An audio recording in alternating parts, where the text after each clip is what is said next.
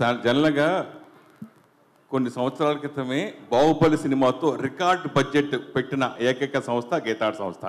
మగధీర సినిమాని 45 కోట్లతోటి పెట్టి తీసింది. సో అప్పుడే మీరు కూడా స్టేట్మెంట్ ఇచ్చారు, అమ్మో నేను ఇండస్ట్రీ పాడు చేస్తున్నానేమో, ఎక్కువ పెట్టి తీసేసానని బాధపడ్డారు. కానీ దాన్ని బేస్ చేసుకుని మీ ధైర్యాన్ని పెట్టి తర్వాత బాహుబలి తర్వాత వరుసగా ఎన్నో కోట్లు వచ్చింది. ఎస్పెషల్లీ నాగ చైతన్యం ఉండొచ్చు, సాయి పల్లవి ఉండొచ్చు, ఈ కాంబినేషన్ మీద 100 కోట్ల క్లబ్లోకి వాళ్ళు చేర్చారు. 100 కోట్లు రిస్క్ చేశారు మీరు. దాని గురించి ఏం చెప్తారు? క్వశ్చన్ ఏంటి దీంట్లో? Please make it a question. Magadheera cinema 45 కోట్లు అప్పట్లోనే తీశారు సార్. ఇప్పుడు అవి మించి 200 కోట్లు, 300 కోట్లు, 400 కోట్లు. ద్రవ్యోత్పన్నం అంటే మన ఏమంటారు, ఇన్ఫ్లేషన్. ఆ రోజు 40 కోట్లు, ఈరోజు ఇన్ఫ్లేషన్ తీసుకుంటే సుమారు 350 కోట్లు ఎంత ఉంటాయి. అవి తీసేస్తున్నారు కదండి 350 కోట్లు పెట్టి సినిమాలు. అందువల్ల ఆ రోజు నేను ధైర్యం చేస్తాను, ఇవాళ అందరూ ధైర్యం చేస్తున్నారు. దిస్ హ్యాస్ బికమ్ ది నామ్. ఇప్పుడు ఇవాళ తెలుగోడు సినిమా అన్నా, తెలుగు నిర్మాతలు అన్నా కూడా టోటల్గా అందరూ అలా తల ఎత్తి చూస్తున్నారు. దీనివల్ల అటువంటి ఖర్చు పెట్టినా కూడా అటువంటి సినిమాలు తీయగలిగిన డైరెక్టర్లు, దాన్ని మొయ్యగలిగిన యాక్టర్లు తెలుగులో ఉన్నారు. ఇది తెలుగు వాళ్ళ విజయం. అందరూ దాన్ని అప్రిషియేట్ చేస్తున్నారు. అరవింద్ గారు ఇక్కడ సార్, అరవింద్ గారు, రాజు ఏషియనెట్ సార్. సో ఈ మధ్య నా కలెక్షన్స్, ఫేక్ కలెక్షన్స్ అనేది బాగా డిస్కషన్ పాయింట్ అయింది సార్. దీని మీద మీ కామెంట్ ఏంటి? తండేల్ సినిమాకి ఒరిజినల్ కలెక్షన్ చూడొచ్చా? ఎవరు ఏం చేశారనేది కామెంట్ ఏంటి అనే దాని మీద ఇందాక చెప్పాను చూడండి. తండేలు విషయంలో మట్టుకు మేము కరెక్ట్గా వేస్తాము అంటే ఇంకొకటి వేయలేదు అని వస్తుంది. కరెక్ట్ కాదన్నమాట. అందుకని మీరు ఆ ట్రాప్లోకి నన్ను లాక్కండి. చైతన్య గారు, అరవింద్ గారు అంటే అక్కినేని ఫ్యామిలీ హీరోలు కావచ్చు, లేకపోతే యంగ్ హీరోలు ఎవరైనా కావచ్చు, లవ్ స్టోరీలు చేసినప్పుడల్లా షూర్ షాట్ హిట్లు కొడుతూ వస్తున్నారు. మాస్ ట్రై చేసినప్పుడల్లా కొంచెం ఫెయిల్యూర్స్ వస్తున్నాయి. మీ కెరీర్లో కూడా ఏమాయ చేసావే, ప్రేమం, మజిలీ, లవ్ స్టోరీ 100% లవ్, ఇప్పుడు ఇది. సో ఖచ్చితంగా మీరు ఈ తేడా గమనించారా? మళ్ళీ మాస్నే ట్రై చేయాలని అనుకుంటున్నారా? లేదు, అఫ్కోర్స్ ఆ తేడాను గమనించాను. బట్ యాజ్ అన్ యాక్టర్ ఎప్పుడు ఆ ప్రయత్నం చేస్తూనే ఉంటానండి. నాకు లవ్ స్టోరీస్ చేయడం బాగా ఇష్టం. అండ్ ఆడియన్స్ కూడా చాలా బాగా ఆదరిస్తారు లవ్ స్టోరీస్ చేసినప్పుడు. I'm thankful for that. But as an actor ఎప్పుడు వేరే జానర్స్ ట్రై చేస్తూ ముందుకు వెళ్ళాలనే నా ప్రయత్నం అండి. ఎందుకు చెబుదాం, మేము ఒక యాక్షన్ పిక్చర్ గురించి ప్లాన్ కూడా చేస్తాం. అరవింద్ గారు, హాయ్.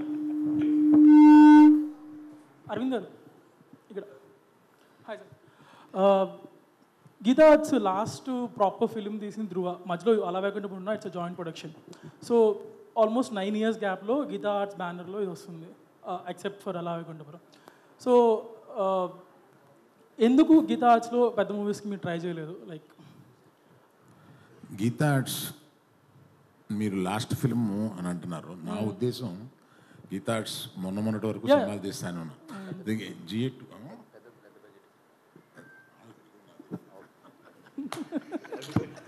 సో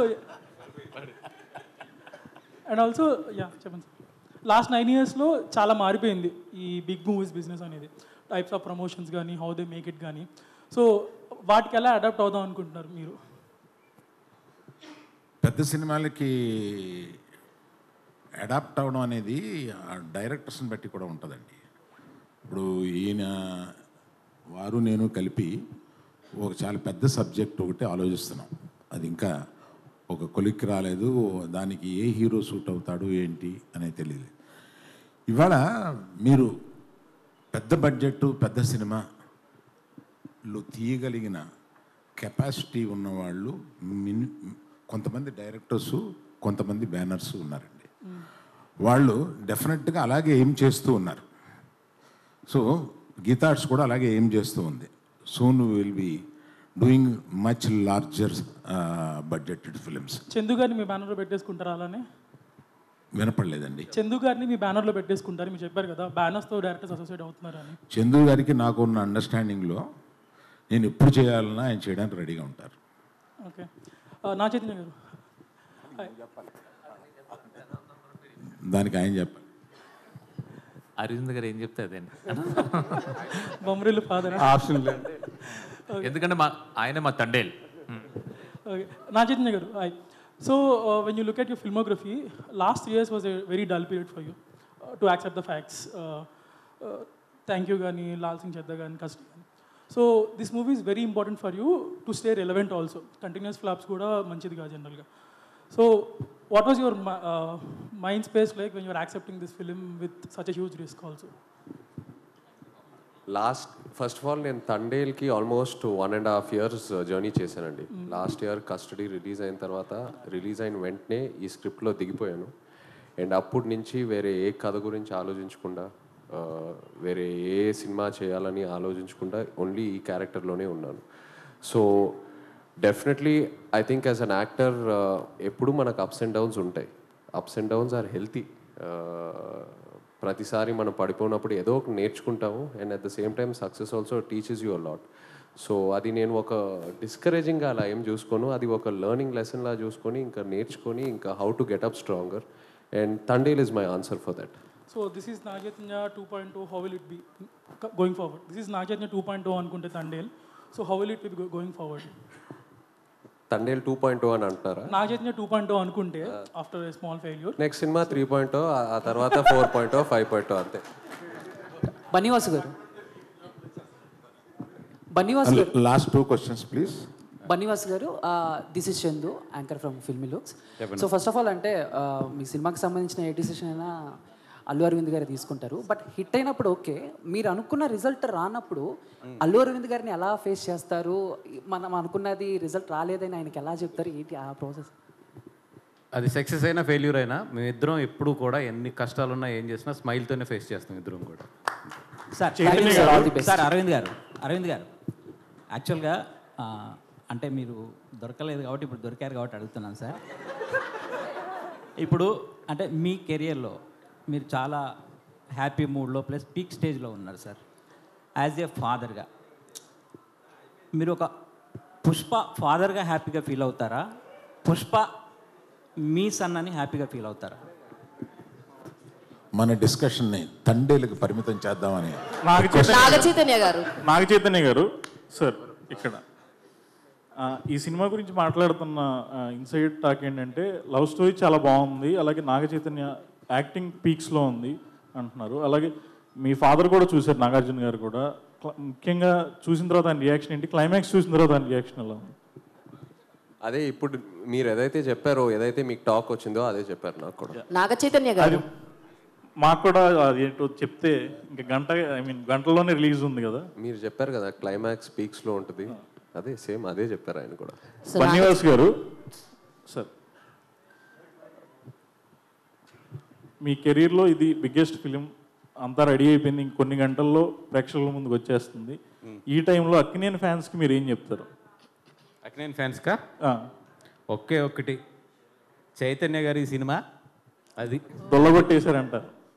నాగచైతన్య గారు, హాయ్ ని మైసెల్ఫ్ హేమమాలిని హియర్. సో మీరు బేసిక్గానే చాలా ఫిట్నెస్ ఫ్రీక్ అని డైట్ పరంగా చాలా స్ట్రిక్ట్గా ఉంటారు. సండే ఒక్కరోజు ఆఫ్టర్నూన్స్ ఏదో హెవీ మీల్స్ తీసుకుంటారని విన్నాం. సో ఈ సినిమాకి వర్క్ చేసినంతసేపు డిడ్ యువర్ డైట్ డిస్టర్బ్డ్ కానీ అట్లాంటివి ఏమన్నా జరిగినాయా? How you will take care of your self? లేదండి, ఏం డిస్టర్బ్ అవ్వలేదు. నాకు ఎప్పుడు ఫిట్నెస్ అనేది ఇష్టం. So transforming from into one role to another role అంత అంటే ఛాలెంజింగ్, డెఫినెట్లీ ఛాలెంజింగ్, బట్ ఏది నేను అలా మిస్ అవును, అలా ప్లాన్ చేసుకుంటాను. చైతన్య గారు, హాయ్ అండి, this is Rani from Telugu 70mm. So first of all the best అండి. ఇంకా కొన్ని గంటలే ఉంది రిలీజ్ అవ్వడానికి. తండేల్ అంటే ప్రతి ఒక్కరికి చిన్నపిల్లల దగ్గర నుంచి గుర్తొచ్చేది ఏంటంటే బుజ్జి తల్లి డైలాగ్. అక్కడి నుంచే ప్రమోషన్ స్టార్ట్ అయ్యాయి. సో మీరు కూడా ఆ బుజ్జి తల్లితో ఉన్న ఎమోషన్ని షేర్ చేసుకున్నారు. అండ్ ఈ కొన్ని అవర్స్ ముందు ఫైనల్గా మీ నోట్ నుంచి మీడియా ముఖంగా ఒక్కసారి ఆ డైలాగ్.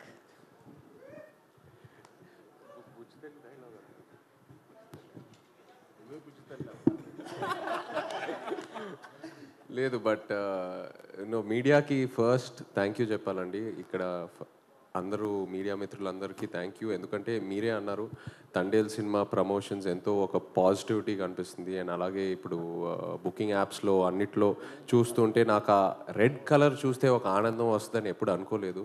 సో ఆ యాప్ ఓపెన్ చేస్తే ఆ కలర్స్ చూస్తూ ఎంతో ఆనందంగా ఉంది.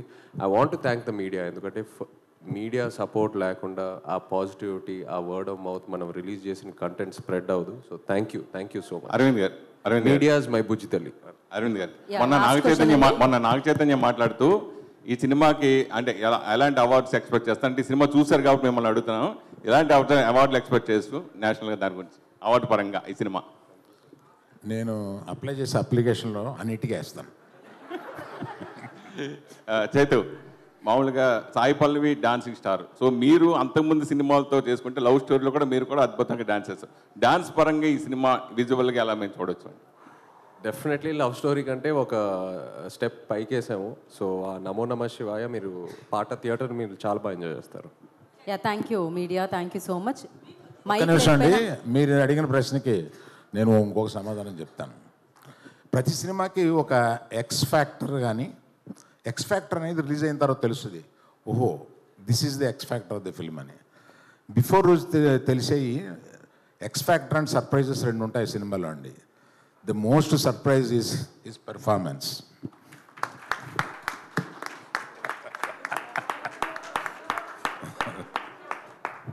అయిపోయింది అనుకుని లేచాను.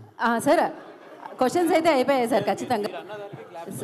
సార్ ఫైనల్గా క్లోజ్ చేస్తూ అరవింద్ గారు, మీరు ఈ సినిమా చూసేశారు కాబట్టి యాజ్ అ ఆడియన్గా మీ రివ్యూ ఏదైనా ఒకసారి, ఎందుకంటే మీరు చూసేశారు, రేపు మేమందరం చూడబోతున్నాము, ఒక్కసారి రివ్యూ సూపర్ హిట్.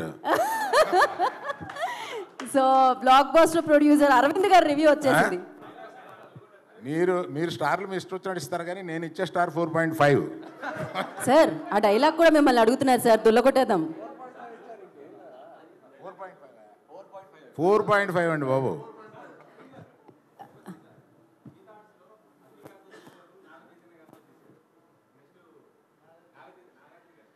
ఆల్రెడీ ఒక డిస్కషన్ జరిగింది.